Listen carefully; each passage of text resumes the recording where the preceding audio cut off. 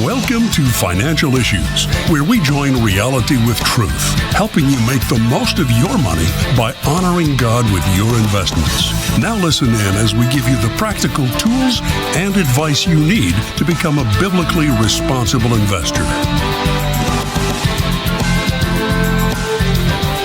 Good morning. Welcome back to Financial Issues, everybody. It is great to be here with you today. Seth Udinsky here with you for this full hour. I'm grateful for each of you folks. Thanks for joining us today. No matter how you are listening, we're happy to have you on Financial Issues today. Packed show today, folks. I've got Art Alley joining me later in the program. He, of course, is the founder and president of our friends at the Timothy Plan, true visionary of the modern biblically responsible investing movement. We're blessed to have him. I'm blessed to have him as a friend and us as a ministry having Timothy Plan as well. We love them. He's going to join me later in the show to share his analysis on the big, beautiful bill and some other things happening as well. So if you've got questions for Art or if you're looking forward to having Art on the show, you're going to want to stick around. He's coming on with me later on. Also, the U.S. news cycle has been dominated, at least recently, and will likely continue to be so, by trade announcements. We'll give you the latest here. Also, your partner questions and comments. Make sure to put those comments up on our live chat right now at financialissues.org/live or wherever you're watching, Facebook, Twitter, YouTube, Rumble. Or just send them psychically through the airwaves. You can do that as well. We accept smoke signals, yes, carrier pigeons, all that stuff. So, also, are side hustles worth it? Are they worth the hustle? Many Americans, particularly young ones, certainly think so. We'll discuss that, God willing, later in the show. Great to have you all. Sam Case with me as well. Sam, I'm excited. We're back at it again. Good to be here. Yeah, 9:05 Eastern always comes. And too bad it's a Tuesday, though. That's probably my least favorite day. I know. We're going to try to make the most of it. Past the Monday excitement, you're well into the week, and who knows what horrors lie ahead. That's exactly right. Well, God willing, we will survive, folks. Great to be here with you. Hey, I mentioned Art Alley. You know, today's show brought to you in part by our friends at the Timothy Plan. I can't speak enough positive things about the Timothy Plan. I love personally investing with them. It's amazing. You know, we continue to see chaos in our country, throughout the world. You need God-glorifying investments you can trust. That's just the bottom line. Timothy Plan offers that. We've been equally yoked with them for many, many years. They've been the pioneers of biblically responsible investing for over 30 years. And so it's an honor to stand alongside them and have them alongside us. They provide biblically responsible mutual funds, ETFs, retirement plans for investors young and old who want to please God with their money. So check them out if you're interested at timothyplan.com. Again, timothyplan.com. All right, Sam, let's kick this off here with the trade news. So yesterday we saw several trade deals come in. Today we're seeing more as we speak. Just give us the latest here, Sam. What have we got so far? Well, I say they're not exactly trade deals. They're more take it or leave it letters. But This comes as Treasury Secretary Scott Bessent is assuring us that true trade deals are incoming this week. He told CNBC yesterday that several trade announcements will be coming in the next 48 hours. Here's the Treasury Secretary saying just that. Yeah, we are going to have several announcements in the next 48 hours. And, Joe, I think what President Trump is concerned about is the quality of the deals, not the quantity. As you could imagine, as he started herding the cats and trying to get everyone across the finish line, when he said that there's a chance that countries could boomerang back to their April 2nd reciprocal tariff levels, we've had a lot of people change their tune in terms of negotiations. So my mailbox was full last night with a lot of new offers, a lot of new proposals. So it's going to be a busy couple of days.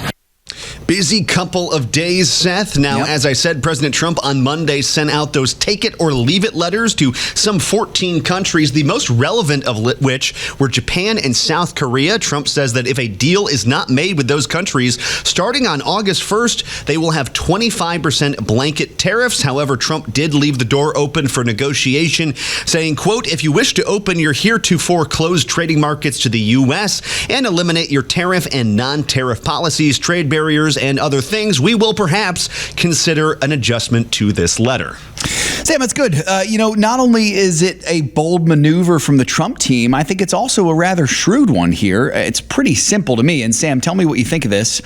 Trump holds the negotiating power. Right? He does. He's the master of the art of the deal. He holds the power. Every second and third tier. Imagine if you're a second or third tier podunk nation on God's green earth and you're thinking, who do I want to be in good graces with on the world stage? Probably the United States. That would just be my guess, right? Really, your only options are the United States or China. Exactly. And frankly, China's going to eat you for lunch. Absolutely. And it's the monster that eats you last if you make nice with it. Exactly. That's exactly right. And I find it interesting, once again, Sam, we've mentioned this before, a lot of these nations in the Far East region, right around China, they want to be friends with us. They know friendship with us is good for them, especially as it pertains to China. So, it makes sense. If you're kind of one of these sort of mid-level nations, you want to be able to trade with the United States. That's just the way it goes. Trump knows this. I think for a lot of countries, Sam, you mentioned this, they just have no choice. They have to come to the table or things just aren't going to go well for them. I trust the Trump team, Sam. I really do. I think these tariffs, there's going to be a good result either way. And I'm no prophet. I don't have a crystal ball or anything like that. I'm not clairvoyant. God knows the future. God ordained the future. I didn't. I'm using the wisdom and common sense that I have around me to see what's happening. I think what's going to happen is these tariffs are going to result either in a trade deal that will benefit the United States, or maybe we'll go back to the pre-1916, I believe it was, 1916 days, where tariffs were the funding source for the federal government. I'm not opposed to that either, Sam, especially if that means that my property tax and my income tax are not the things that are funding the government. I really wouldn't be holding your breath about that, considering all the kerfuffle we had for making minor cuts to Medicaid, to the idea they're going to get rid of all taxes. But, one can dream, a boy can dream, right? That's exactly right. That would be great if it was that. But nonetheless, I do trust the Trump team. I think it's good stuff there that we're seeing that. So now, I noticed countries that don't have letters, at least as of yet, Trump said more are coming, are major countries like India as well as the EU. Again, not a country, a trading bloc. So perhaps that suggests to me that trade negotiations, at least with those countries, are going quite well, and there's no need for a negotiation or a threatening letter at this point. Trump has repeatedly insinuated that India is going to be the next shoe to drop when it comes to trade deals. Yeah. Definitely. So we'll be keeping an eye on this for you folks, for sure. If you remember on Friday, Shannon mentioned, this could be a pretty interesting week when it comes to all this stuff. So this will be something that we'll be talking about a lot for sure. So if anything breaks during the show, Sam, I'm not sure if it will, but if it does, if you can just feel free to jump in, interrupt me, whatever I'm doing, and you can just let us know. By the way, I really do think this is a negotiating tactic, and global markets at least seem to view it that way, because Trump said, he's like, August 1st, it's a deadline, but it's not like a deadline. It's not a firm deadline. So I think this is clearly a soft threat. Definitely. It's not necessarily set in stone. And being in the driver's seat, he can do that. He can make the soft threat and still get what he wants. So good stuff, Sam. Thanks for bringing that up to us, man. I appreciate it. Speaking of which, folks, let's take a look real quickly here at the markets. They were keeping an eye on these things yesterday. So getting a little impatient, it seemed, as the markets tend to do, by the way. Opened the week yesterday wondering kind of what specific news would come concerning these tariffs. So by midday, all three indices were in negative territory. The Dow Jones and the NASDAQ reached down a full percent. Some of this had to do a little bit, at least Tesla had a pretty rough day yesterday. Part of that was on the news of Elon Musk's new announcement of a centrist political party, which Sam and I talked about on the show yesterday. Some investors were not so pleased with that. You could take that or leave it for what it's worth. By late afternoon, it was much the same. By Monday's closing bell, the bleeding was tamed a little bit, but not so much. The Dow Jones finished almost a full percent negative. The S&P 500 was about 0.75% negative, and the NASDAQ also almost a full percent negative. Now, this morning, in the early morning trading hours, the markets were feeling a little bit better. As they're kind of parsing everything out and sort of seeing what happens here. And as we're sitting right now, as the Dow Jones is priced in to open just under the flat line, the S&P 500 just over the flat line, and the NASDAQ about 0.3% positive, the market's feeling a little bit better than they were yesterday at this time and throughout the day. The large consensus seems to be that we're expecting at least some of these tariffs with major trading partners like Japan and South Korea will come down at some point. They're not going to just let these stand. Yeah, absolutely. So that's where markets are pricing in, folks. We'll keep an eye on all of that stuff for sure. A couple quick housekeeping things I wanted to remind you of. Again, Art Alley is going to join me. He's actually coming on in the next segment here. So if you have questions for Art, if you're curious about anything, I'd encourage you to put those in the chat. We'll try to get to them. We have a lot to talk about, so we might not be able to, but hey, feel free to put them in anyway. We might have time to get to them. That's housekeeping number one. Number two, partners. If you're a partner with financial issues, and if what I'm saying sounds like gobbledygook, hook to you. It means you might not be a partner. You should become one today. For those of you who are partners, be on the lookout in the next 24 hours or so for this week's partner commentary. I'm sure that there will be some good things that Shanna has to say regarding all of this stuff. So make sure that you check that out. The place to find that, again, is the commentary page on the website. I do hope that you all are enjoying the new website. It's a great gift for us, and I know many of you have said how much you appreciate it. Just a reminder, if you're on the partner side of the website, go to that partner hub. That's really kind of the one-stop shop for everything that you need. And on that, there's a button you can press that just says commentary, and that takes you to the commentary page. And you can look at some past commentaries as well. We've got last week's up there and several before that also. So keep an eye on that. That'll be coming out sometime, Lord willing, in the next 24 hours or so, folks. All right, coming up next, we've got Art Alley joining us, and then more financial issues right after this. Happy to be with you all this morning. Stick with us.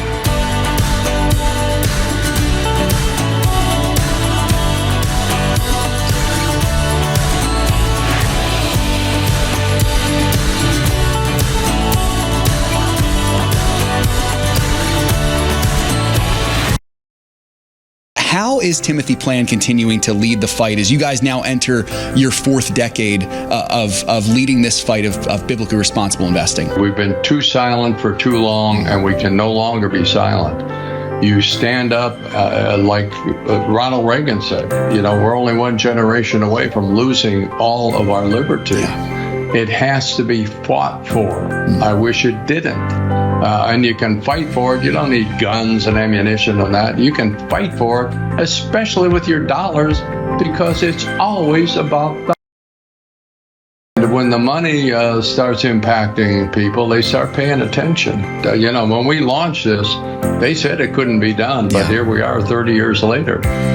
They said you couldn't get competitive returns, but here we are. What a tremendous testament of God's grace. Go to financialissues.org/Timothy Plans to learn more about Timothy Plan. Through Crossroads Kids Club, lives like Dali's are being changed all over the world. When I was 8 years old, my parents separated temporarily.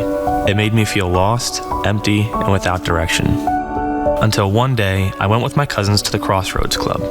This led me to know Lord Jesus and accept Him in my heart. He changed my life, and I don't feel lonely anymore. Reaching kids with the hope of the gospel in schools and across the world. You can change a young life today at reachourschools.com. I found out I was pregnant when I was 21 years old. For me, I was scared, I was shaking. They do an ultrasound, and that's when everything changed. When I saw my baby, and when I heard her heartbeat, that was it. We've seen the hand of God ever since we stepped into the pregnancy center. To find out how you can support the life-saving mission of Preborn, go to preborn.com/FISM. Securities offered through G.A. Reppel & Company, a registered broker-dealer and investment advisor, member FINRA and SIPC. Opinions expressed by Shanna are hers alone and are for informational purposes only and do not necessarily represent those of G.A. Reppel or the outlet on which you are listening. You should consider how the information applies to your situation prior to personally implementing it and consult any financial professional you work with to make sure it's applicable to your financial plan.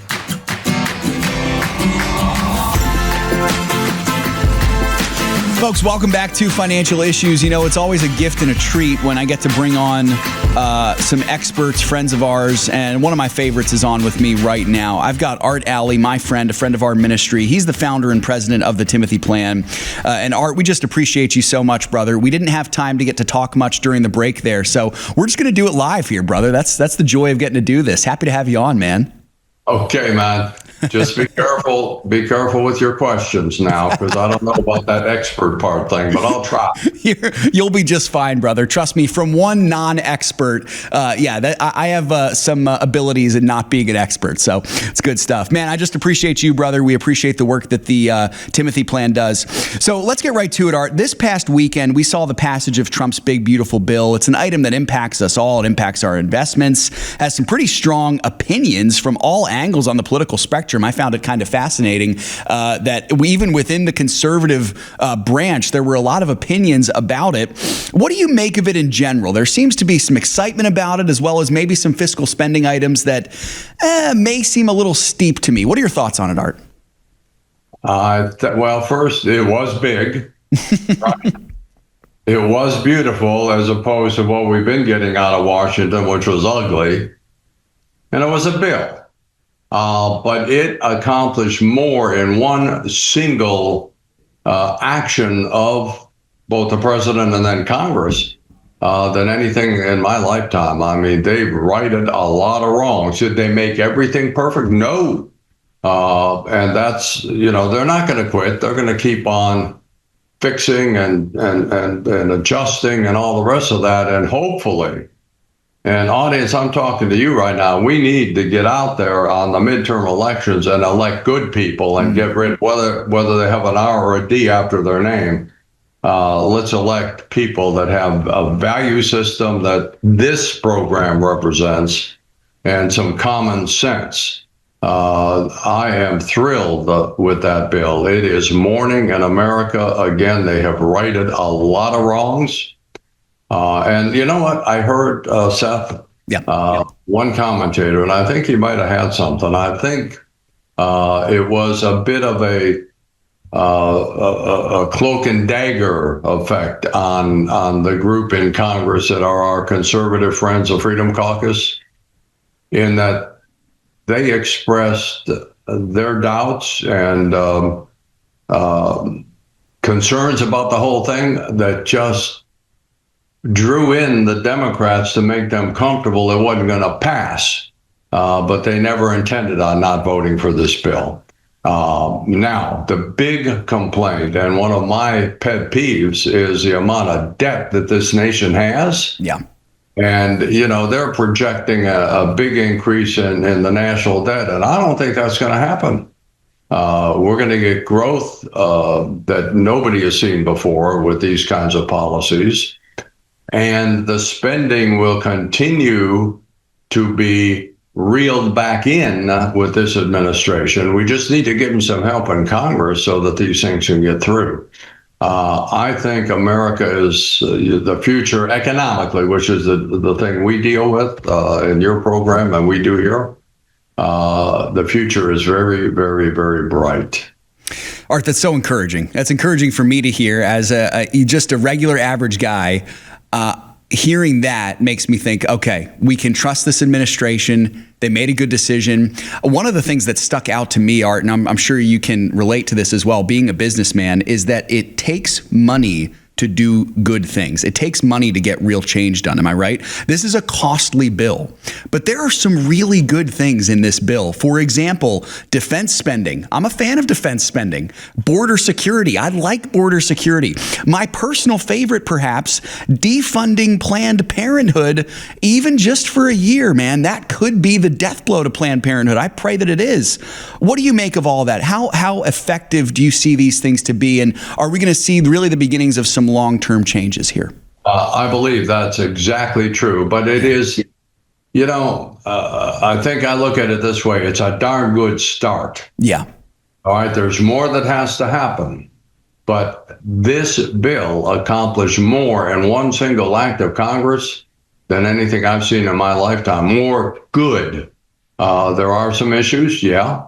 I don't believe the debt is going to go skyrocketing out of control because they're going to be adjusting that. They're going to be dialing back spending. But we've got to grow our way out of this mess. And in the past, when we've grown, the growth rate has trailed the spending money rate. And I think that's going to change. I'm hoping it is. Planned Parenthood, thank God. I mean, they're one of the most evil organizations in America. And we've talked before, it's always about the money. Yeah. The money seems to trump morals and ethics and all the rest, but it really doesn't. I think we've got a new moral base birthing back in America again. And, we've talked before about this. You can have all the great economic systems you want, but if your moral foundations are crumbling, you're in deep trouble, and it's not going to be sustainable. I like what I'm seeing on the moral foundations, and that's how Timothy was built. I'm just as encouraged as I can be. Not because it solved it all, but it's a darn good start. That's awesome, brother. Love that. And speaking of that, Art, there's obviously when you're talking about investing and investors, there's going to be some heavy emotions when it comes to things like this.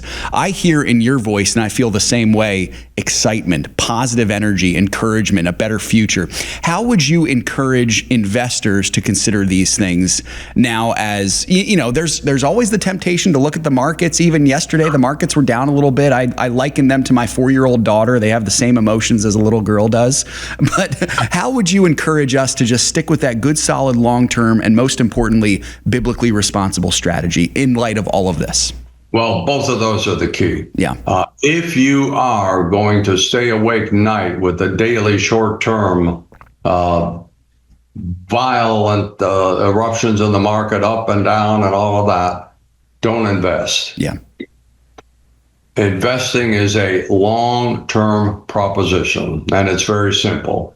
If you're investing in companies that are well-run, profitable, on the leading edge of new inventions and low debt, and it's a profitable company, you will do well. The day-to-day fluctuations have nothing to do with the underlying value of that company. That has everything to do with fear and greed and emotions and all of that on whatever the latest thing out of the Fed comes or whatever the latest attack from the liberals come. Short-term movements in the market have no meaning at all for a proper investment portfolio. It is a long-term process. And if you're going to invest, you might as well invest biblically. Yeah. Why in the world? We just defunded Planned Parenthood from the national perspective. They've got a lot of more defunding that needs to happen corporately and from the press. Yep. But why would you want to invest in companies that are funding Planned Parenthood? Why? How much money is okay to invest in abortion? Well, the answer is no. And that's what we do here at Timothy. We do, because you wouldn't know what some of these companies are doing beneath the radar. We do. And our commitment to you as investors is we will not invest one penny of your money in any company that's pursuing an unholy agenda. We do the heavy lifting here. We document it. We're not sitting here to point fingers or act in judgment of anything. We just won't own companies that are funding an unholy agenda, period. And we've proven, you don't have to own them. I mean, we're in our 32nd year, and our shareholders are very happy. In fact, I don't know any other mutual fund family whose president gets phone calls from shareholders just to say thank you for being there for us. And that's the role we fill, Seth. And, our partnership with you guys has been just outstanding. Dan was, one of my best friends, and I still miss him to this day, and I know you guys do too. But you're doing a good job on keeping it going and filling in and keeping the mission alive. Information is critical, and you guys provide that. Thank you for that. Well, Art, let me send it back to you, brother, and say thank you as well. I don't know. I don't know if I'm allowed to say this or on the show or not, but I use the Timothy Plan funds. It is 100% satisfaction from me. Just so amazing. No, not just the returns, but knowing that they are biblically responsible, knowing that I am not grieving God's heart, knowing that I can lay my head down on my pillow at night next to my wife with a clean conscience, that the money I am intentionally putting away for later on, investing it, is not being used to fund wicked things. There's such peace about that, man. And you guys provide that. You really do. So thank you so much for that, brother. That's the role God gave us. Yeah. And, we're serious about it. We don't compromise. Yeah, absolutely. But you don't have to, and you shouldn't. So thanks for saying that. That's why we're here. Yeah. But we also are here because we're in the service business. Yeah, we're a mutual fund family. That's our time. But when you call Timothy, our commitment is you're going to have a human being answer the telephone for you. I don't know if you call your other mutual funds or credit card companies or banks or whoever else. You ended up talking to a computer. And then that gives you to another computer, and you get pretty frustrated. We don't do that. You talk to human beings who will connect you with another human being who can answer all of your questions. We're very, very transparent here. Art, we just appreciate you guys so much, man. As we close here, just give us a sense. How can we pray for you guys as you're in your 32nd year, continuing to lead the fight of biblically responsible investing? How can we lift you up? Well, the best thing we can do is, come out from among them and be separate as the Lord commands us in His Word, but also get engaged in what's going on in this culture. Stand up, speak up, and that's happening, Seth. You're seeing more and more people, kind of like Christians are what the homosexuals did about 20 years ago. We've come out of the closet now. We're talking about our faith. We're talking about morals. And we're holding people accountable who are going the other direction. Keep on doing it. Amen. Amen, freedom, brother. Man, Art, we just appreciate you guys so much once again. Folks, that is Art Alley of the Timothy Plan. You got to check him out, timothyplan.com. We love the Timothy Plan. We'll be back right after this. If you have to leave us, hope you have a great day. More financial issues coming up right after this. In the last 10 to 15 years being in ministry, being married, something that has been constant in our lives is Samaritan Ministries. As we've moved, we've had babies, we've had different things come up, we have just been able to rely on Samaritan in ways that we never really even thought about before becoming members. Our heart's desire is to plant roots and be in a place for a really long time. It's how we were raised. We see the benefits of that, but we also see the open-handedness of being used by the Lord wherever He calls, because we just assumed when we started pursuing church planting, the quickest way to get from point A to point B is a straight line. And with the Lord, sometimes you find out it looks a lot more like this. And yet, Samaritan was with us through the entire thing. We didn't have to look into, we have to change insurances now because we've moved states or whatever the case may be. And it's just been a real blessing to us in different phases of life. I'm Kyle. I'm Colleen. And we're the Gen X. And we're Samaritan members. I started investing close to 30 years ago now. All that time, I had never heard anyone talk about setting up your portfolio in a way that glorifies God. When I first heard about it, I was listening to the radio, a show called Financial Issues. They were teaching people how to honor God with their money. That made a lot of sense to me. I guard my heart, my mind. I watch my mouth, hoping to bring glory to God in everything I do and say. Well, why wouldn't I want to do the same with my money? I decided I wanted my portfolio to glorify God. I became a partner with Financial Issues, and it's been one of the best decisions I've made. I want to leave a legacy of godliness for those who are following in my footsteps. Invest your money in a God-honoring way. Go to financialissues.org. I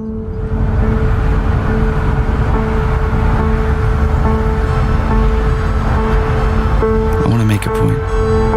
No matter what happens, I'll always be there for you.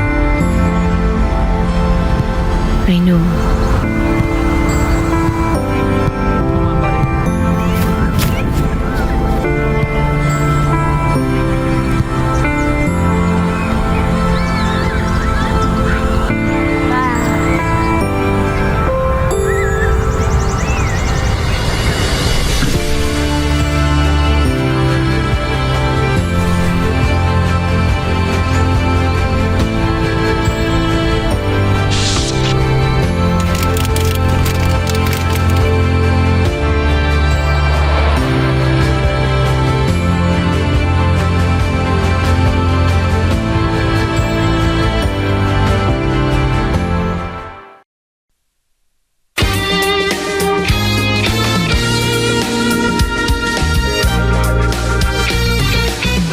Folks, I do hope you enjoyed having Art on. I love the Timothy Plan. Love Art Alley. They're just such dear friends of ours, and it's an honor to stand shoulder to shoulder with them.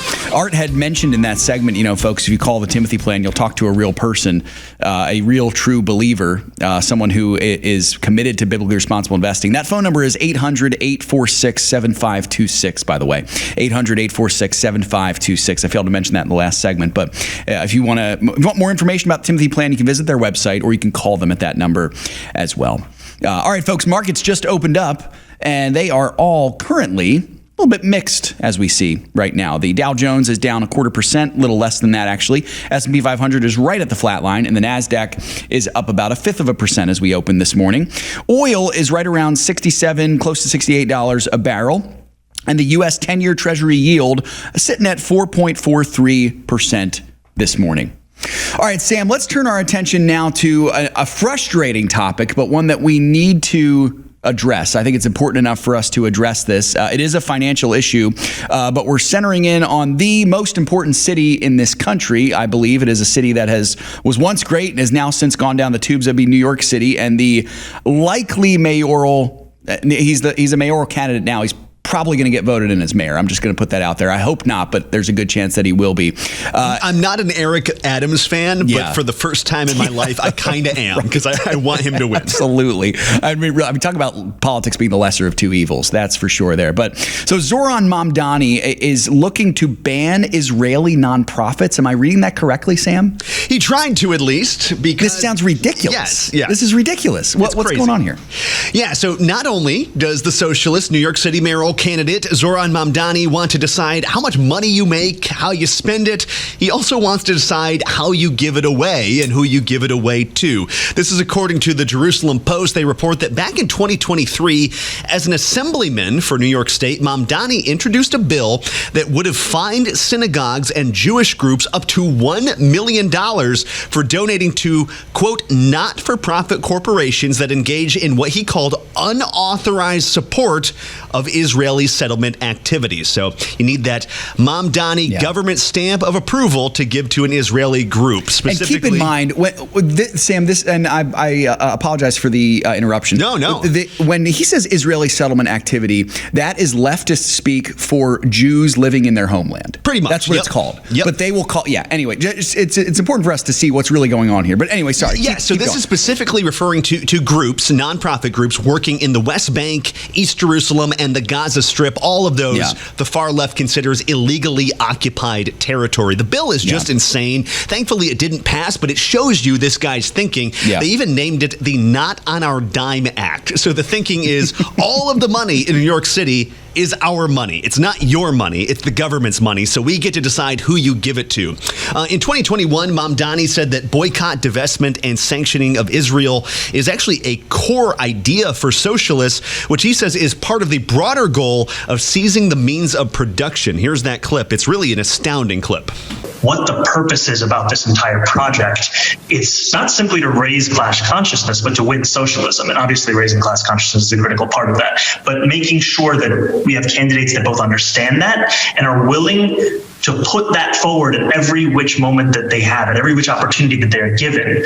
We have to continue to elect more socialists, and we have to ensure that we are unapologetic about our socialism. There are also other issues that we firmly believe in, whether it's BDS, right, or whether it's the end goal of seizing the means of production.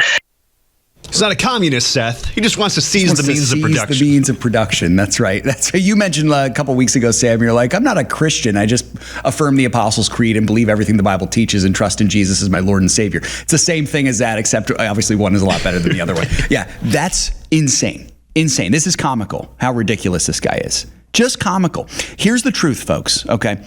There will be a whole lot of people who claim to be anti-racist, who claim to be tolerant, who claim to promote social justice and equity, who will vote for this guy. They will. If you are one of those people, first of all, you're probably not one of those people if you're listening to this show. Let's be honest right now. Unless you found this and you are looking for something that you want to be competitive against. And listen, thank you for joining us. If you're someone who believes in this stuff and you want to listen to this show, we're happy to have you. We'd love to engage in a debate with you. Chances are you might not be listening to this show. This might not be your cup of tea. But if you are one of those people, you are like the Pharisees of Jesus' day, a two-faced, lying hypocrite. That is what this guy is. And they just turned off the show. They just turned off the show. The show's gone. Now they're gone. Yeah. How is this guy not being dragged through the ringer for anti-Semitism, Sam? I mean, the left of all people, the tolerant left, how dare we show any kind of discrimination against anyone? And yet here's this guy, blatant anti-Semitism. He'd get along really well, by the way, with a certain political party from the 1940s. That's for darn sure. He'd get along real well with them. This is ridiculous, man. I mean, it just really is.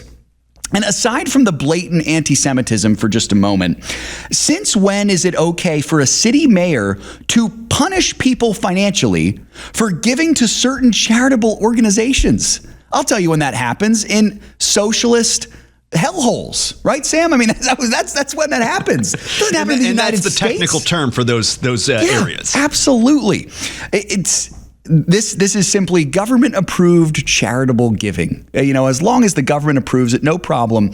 No, this is straight up. We were talking in the break. There's a fundamental dislike, I think, among leftists, hard leftists, of charitable groups. Oh, I think because they view charity as the government's job. Exactly. That's exactly right. So that is unless they're a far left activist group. They love activist groups, but if you're an actual charity organization, feeding the poor, helping the sick, they really don't like that. They don't like that because they think really that's our job. And frankly, charities do that stuff better. That's exactly right, man. Charities do it way better. The people do it way better. The church takes care of people way better than the government ever could. I completely agree with you. Folks, to kind of maybe zoom back a little bit here and look at the big picture. We talk about good stewardship, and there's nothing in this. Look, I have no personal qualms with this guy. Except for the fact that he believes and espouses things that are truly demonic and evil. But he does have nice teeth. He does have nice teeth. That's true. He's got that going for him. That's exactly right. But there is something to be said here for being a good steward of the place that God has placed you in. It starts with our families, of course, our churches as well, our jobs, our money. We talk often on this show about that, but also of your city. I think it's really important. Sadly, I put the blame on New Yorkers. New Yorkers, not all of them. There's a remnant, to be sure, but New Yorkers have allowed this to happen. They are on the precipice of losing their city to a socialist tyrant, who also, by the way, claims to be an Orthodox Mohammedan. That's kind of funny, considering those two ideologies don't exactly mix.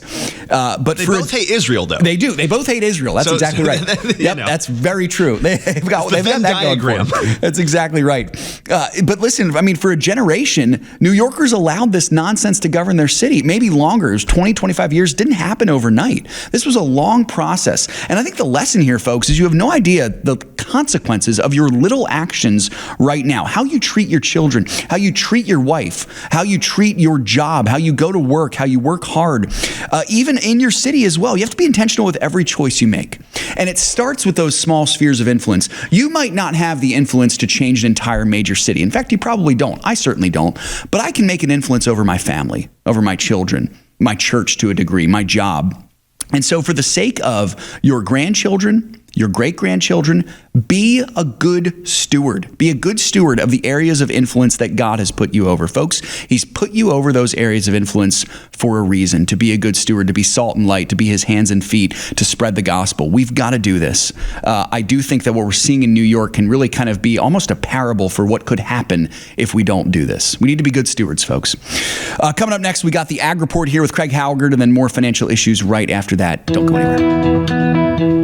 This is Craig Haugaard with your Financial Issues Ag Update for July 8th. Corn is pressured by talks of huge yields, with traders and analysts talking about the potential for yields in the mid-180s, even as high as 190 bushels per acre. Now, we haven't been above trend line in U.S. corn yield since 2018. If we end up 2% above trend this year, we're close to 185 bushels per acre. And if we end up 5% above trend line, you're at 190. Now, considering that the U.S. national corn yield has never topped 180 bushels per acre, that would be a huge jump. Well, at the close, we had December corn 16 1/4 cents lower at 420 3/4. Soybeans were pressured by good rains in the Midwest and a threat of tariffs on nations that aren't making progress at the negotiating table. Additionally, the market was disappointed by the big announcement promised by President Trump on Thursday. The disappointment was that it was not related to biofuels, but rather a real estate tax relief for ag landowners. November beans were 28 1/2 cents lower, closing at 10.20 3/4. Good rains helped hard red spring wheat yield prospects, and corn's weakness drug winter wheat levels down in order to keep the feed value of wheat in line with corn. Now, 53% of the winter wheat crop is now harvested, while half of the spring wheat crop is rated as good to excellent. Minneapolis September wheat was a dime lower at $6.37 1/4. Kansas City dropped by 8.5 cents to close at $5.27 1/2, and Chicago was 8.25 cents lower at $5.48 1/2. Cotton futures basically continued just flatlining. December futures ended the session 57 points lower at 67.89. Livestock futures were stronger. We had August live cattle $1.85 higher at $215.90 per hundredweight. August feeder cattle rose by $4, 22.5 cents, ending the day at $313, 72.5 cents per hundred. And August lean hog futures were $1 higher, $107.10 per hundredweight. Class 3 milk futures are retreating once again. When the closing bell sounded, August futures were down 26 points at 18.14. Well, this has been Craig Haugaard with your Financial Issues Ag Update. We'll be right back with more financial issues after this.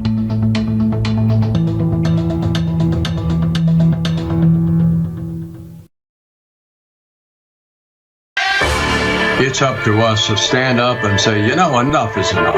All of this unbiblical stuff that's going on, whether it's abortion or transsexual or LGBTQ, widespread pornography, human trafficking. Bottom line, it's still up to us. If we stop investing in these corporations that are trying to destroy us, sooner or later they're going to wake up. To learn more about biblically responsible mutual funds and ETFs, go to timothyplan.com. My baby was like this big, and I saw his heart beating on the screen. I went from, I don't want this baby, to talking to my child on the screen. That sonogram changed my life. I went from just Candace to Mom. To find out how you can support the life-saving mission of Preborn, go to preborn.com/FISM. Through Crossroads Kids Club, lives like Dali's are being changed all over the world. When I was 8 years old, my parents separated temporarily, and my mom and I moved houses. But I started to discover pornography that helped me develop behavior that was rebellious, immoral, and bad. It made me feel lost, empty, and without direction. Until one day, I went with my cousins to the Crossroads Club. I really liked the Bible teachings, how they mixed them with games and fun. This led me to know Lord Jesus and accept Him in my heart. He forgave me and changed my behavior. He changed my life, and I don't feel lonely anymore. Reaching kids with the hope of the gospel in schools and across the world. You can change a young life today at reachOurSchools.com. The opinions and recommendations expressed on this program do not necessarily represent the opinions of the station or any of the program sponsors. Additionally, all products or services offered by the program sponsors may not be known by the program. Folks, appreciate you all joining today. The chat is lively as usual. Good to see John from Alabama, Eddie from Tennessee. Eddie, I agree with you 100%, asking for prayer for the flood disaster victims, especially the families of the children. I cannot imagine the pain that they're going through. And you ask the right question. How can a person live with a loss like that without the Lord? That's exactly right. And even with the Lord, how painful that still is. Thankfully, we have the hope of glory and the hope of eternity, but yeah, we need to pray for those families down there. Truly, truly sad stuff. And absolutely demonic what some people are saying, putting the blame for this on certain people because of their political party or because of their skin color, I've seen as well. Just completely satanic. Daryl from Texas, good morning. Lisa, good morning to you as well. George in North Carolina. James in South Carolina. Hello to you guys there also. Nelson from Louisiana, great to see you. Brian and Kara as well. Hello, guys. Scott in Georgia. Hey, Scott. Nice to see you, brother. Stephen in Oklahoma. Hello, Stephen. Andy in Kansas. Good to see you as well, brother. Anyone else on the chat, feel free to say hello. Sam, we have anyone on Facebook saying hello this morning? I'm sure we do, but I'm neglecting my Facebook duties. Sam just needs to grow. If he grows a third arm, then we'll be able to do that. So, no, that's good stuff. Sam, let's get to a question here that we got from a listener named Van, who's 60 years old. What is Van asking us? Excuse me. Van says, are there any nuclear energy companies that are biblically responsible? Van, thanks for your question. Short answer is yes, there are. The long answer is there might not be specific nuclear energy stocks explicitly on our list at the moment, but it doesn't mean that there are not some out there. And there also are some that may be tangentially related to this sector as well. It's important to remember, folks, Shanna's mentioned this on the show before, but let me remind you that of all the investment opportunities on Wall Street, and again, the numbers are kind of disputed, but roughly 90% of them would qualify for biblically responsible investing. They would screen clean, as we call it. There's a lot of opportunity on Wall Street. With that in mind, certainly there are numerous nuclear energy companies out there. I actually screened a couple. I just picked some at random. Yep. I think like 5, and they all screened as clean. That doesn't mean they're necessarily good buys, but sure. They were at least biblically responsible. They're certainly out there. And I think it should be noted too, Sam, you had pointed this out as well. There's nothing inherently wrong with being a nuclear energy company. My guess is some people out there might think, oh boy, nuclear energy company, like isn't that warmongering? There's nothing non-biblically responsible about that. You can be a nuclear energy company and be biblically responsible. It'd be a little harder to convince me that you can be, say, a prostitution ring and be biblically responsible. I don't think that really flies. But you can be a nuclear energy company and still be BRI. I would like to see someone try to make the argument just for my curiosity. Order. That's exactly right. So you can invest in these kinds of companies and not betray a BRI conviction. So, Van, short answer is yes. If you're curious about some nuclear energy's BRI status, you can use our evaluator tool, by the way. It's on our website. You can screen any company you're curious about. Go to the Resources tab. Let me just say this again. Resources tab. You hover over it. You go down to evaluator. Spelled evaluator. EVALU. How do I spell that? EATOR. Evaluator. Click on that and you can follow the steps there. You can put any company in there that you want if you're curious about their BRI status. Man, it's a good question. I appreciate you asking that, brother. Sam, let's move now. We teed this off at the top of the show. So apparently side hustles, and by the way, a side hustle is just a side job. It's maybe a business you're starting or some form of extra income, seem to be growing in popularity. What can you tell us about this, Sam? Yeah, and the question is that a good thing? I suppose it's a good thing that people are finding things to do that are productive. Innovative, creative. Yep. Yeah, but the bad thing is a lot of people really need to do this to make ends meet. So the rise in grind set is real in America. According to a new Lending Tree study, it found about 40% of Americans do in fact have a side hustle, with about 60% of them saying their life would be unaffordable if they didn't have it. So the question is, what are they doing with this money? Well, about a third say they need this for cost of living. Another third says they need it for bills, and still another third says it's for simple discretionary income. Lending Tree noted, quote, even if people are able to pay their bills and stay current on their debt payments, there's still not often much to put towards things like emergency funds, retirement savings, and other financial goals, much less fun things like concert tickets or a summer vacation. That's interesting, Sam.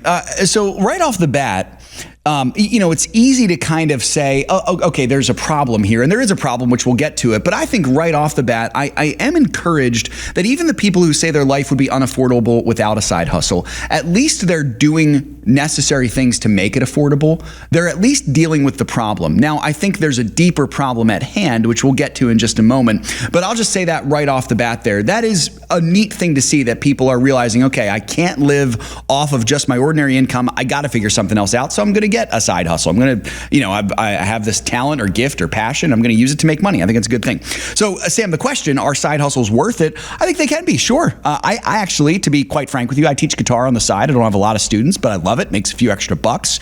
I work when I want to. It can be a great thing. I enjoy it a lot. I have a student tonight. Depending how you count side hustles, I probably have like 4 of them. Yeah, absolutely. That's exactly right. It's anything. They're kind of inconsistent, but yeah, they're there. It's anything that, I would probably characterize it as maybe different from your investments, though you could even argue maybe like investments could be kind of a side hustle, but I would still characterize that as different from that. I would say if it's applying to your active discretionary or income that you would use, as opposed to something that's growing operating wealth. Expenses. Yes, that's exactly right. Although you might use side hustle money to put into investments. Exactly. If you don't have enough money to invest from your job, you might get a second job to fund your investments. We're thinking things like side businesses. Again, if you teach a musical instrument, if you can create things. I knew a guy who I worked with before who made really good woodcraft tables, and he sold those on the side. He made a little extra money, something like that. And those tend to be the best ones. If it comes out of something you love to do. Yeah. So it's kind of a hobby that makes you money. Yeah. Or even if it's like, you mow lawns on the side, something like that.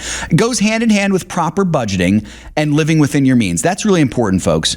I believe the best side hustles are those that are the textbook definition of discretionary income. Here's what I mean by that. You can live without the money from the side hustle. You can live without it. That means you have budgeted properly so that you figured out how to live within your means on your ordinary income. For most of us, that's a full-time job. If you live within your means with your full-time job, then that side hustle can really become something that you're not dependent on. You can do it when you want to, and anything that you make is icing on the cake.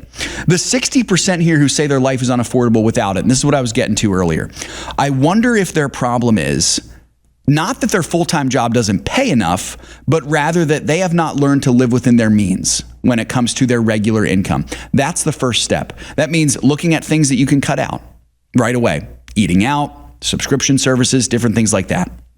Now, what should the side hustle money be used for? The article mentions some things. Here's my opinion. This is just my opinion speaking here.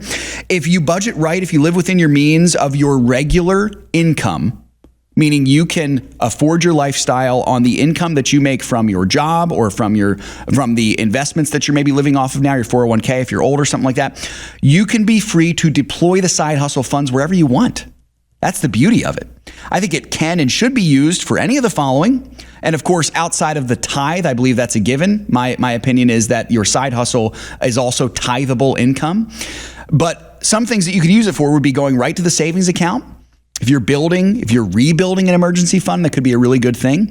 I think you had mentioned this one, putting to work through investing. Side hustle money could be great for that. You're saying, this is my investing money, and I'm just going to throw a couple bucks at the investment account every time I get something.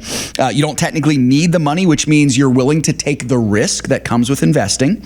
I think there could be another one, a nest egg for big purchases. That could free you from having to go into debt too much. Example, if you're looking to afford a bigger down payment on a house than you would have, that could be for, where like a side hustle goes. I think paying for a car or a home project outright, those are good things. I think it's really good to not have to go into debt if you don't need to. And maybe the side hustle could be the way that you can avoid that. The way I'm seeing it, at least the way some of this is reading outside of the making ends meet, is that unfortunately the economy is in such a place for most people. That's right. That things are so tight that yes, you might be able to make ends meet. You're getting by, but are you really getting ahead financially? That's exactly right. Retirements, nest eggs, things like that. And that's where this supplementary income comes in. That really might be the difference. And I think that's a fantastic reason to get a side hustle. If you're barely making ends meet, but then with a side hustle, you're able to say, okay, now I have money I can put away in savings. I have money that I can invest. I have money that I can take my wife out on a date. That's a wonderful thing too. I'm preaching to myself on this, okay? I need to be able to spend on my wife. Guys, listen, if you're a saver, like me, if you're someone who's, if you're a little stingy when it comes to spending money, be a spender in one area, and that's your wife, please. I think your kids are a second after that, definitely, but spend on your wife. She's the one person that you should splurge on. I totally agree. Also, and this could be true too, wish list purchases. It's not a bad thing if you want to save up for a vacation, if you want to save up for Christmas gift money. We've talked to Sam last Christmas about, the whole Christmas cookie jar. That could be side hustle money. You make that money, goes right in the cookie jar, and then come November or December or earlier, if you're getting your Christmas shopping done earlier, that's the money that you use. You don't have to go into debt for it. You don't have to take out of your normal operating expenses. And that can be really good for you. So all that stuff, folks, I really think the side hustle can be done right if it is stewarded well. And I think a huge question to ask with that also is your time. Can you steward your time well, doing what really is a second job, even if it's not a second full-time job, on top of all the other things that you're doing? If you're like me, if you've got a wife and 3 young children, and those young children want to spend time with their daddy, I have to ask the question, what's more important, having a little extra money or spending the time with them? two good things. And of course, the answer is the grind set. No, I'm kidding. That's exactly right. Usually the answer is spending more time with the kids. By God's grace, we're able to do some of that other stuff and still spend that time with them. But be a good steward of everything, folks. I think that's really a good key to today's show, from the art interview to the stuff about Mamdani to this stuff. You just got to steward it well. Steward what the Lord has given you well, and He will bless you with it. It's good to be here with you today, folks. Excited for tomorrow. We'll make it happen again. Until then, I'm Seth Udinsky. Remember, it's all His. Let's be found good and faithful stewards. See you next time.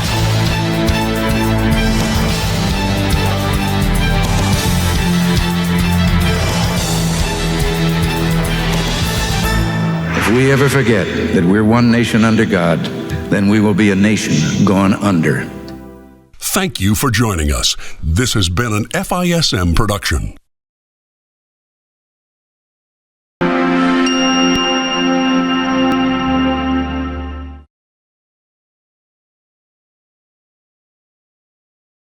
You guys are the man. I encourage everybody, partner, portfolio after portfolio, you hear the stories. It works.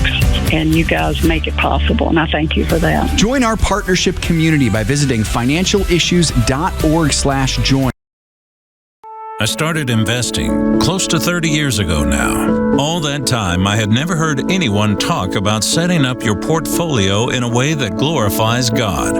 When I first heard about it, I was listening to the radio, a show called Financial Issues. They were teaching people how to honor God with their money. I became a partner with Financial Issues, and it's been one of the best decisions I've made.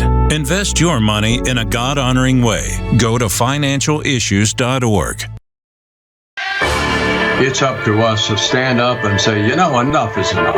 All of this unbiblical stuff that's going on, whether it's abortion or transsexual or LGBTQ, widespread pornography, human trafficking, bottom line, it's still up to us. If we stop investing in these corporations that are trying to destroy us, sooner or later they're going to wake up. To learn more about biblically responsible mutual funds and ETFs, go to timothyplan.com.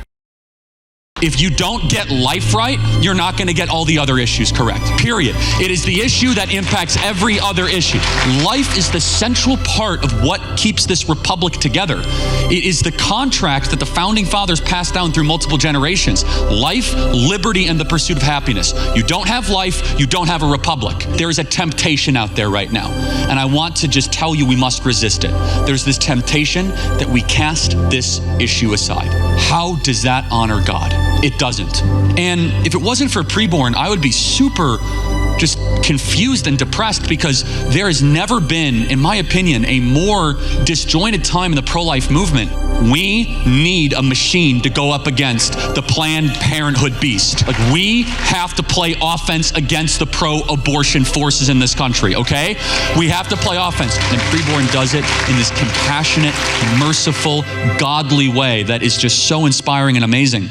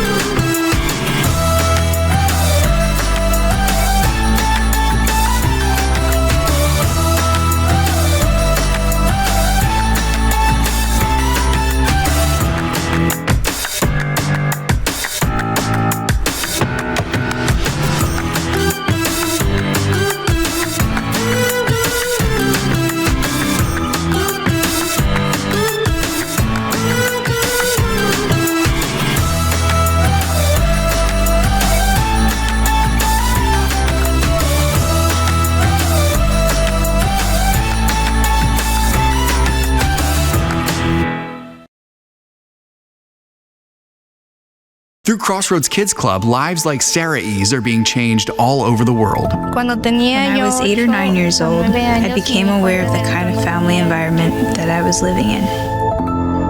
My father, thanks to his alcoholism and drug use, ran the home with insults, physical and psychological abuse. And that led me to start harming myself. But when the church started the Crossroads Club, it helped me to draw closer to feeling Christ in my heart again, and to heal.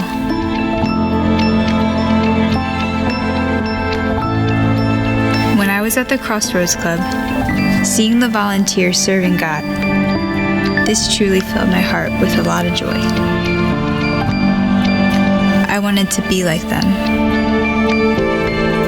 Reaching kids with the hope of the gospel in schools and across the world. You can change a young life today at reachOurSchools.com. My name is David Hunsinger. I live in Edgewater Park, New Jersey. I came across financial issues by accident. I would believe it was on a certain TV station at that time. I got interested in finding out more, so I went online to find out more, and that's when I became a more active participant in financial issues. I did have some interest in investing prior to getting involved with FISM. Biblical investing I thought was more important, so obviously I changed my approach. I know I'm much happier for it. I'm probably more at ease now. It's probably the best way to sum it up in terms of I don't necessarily worry about if this is going to happen, if that's going to happen. I don't worry about that. If I was to encourage somebody to participate in FISM, I would use myself as an example. I've been very pleased to participate. If God's happy, I'm happy. Align your investments with your faith. Become an FISM partner today at financialissues.org.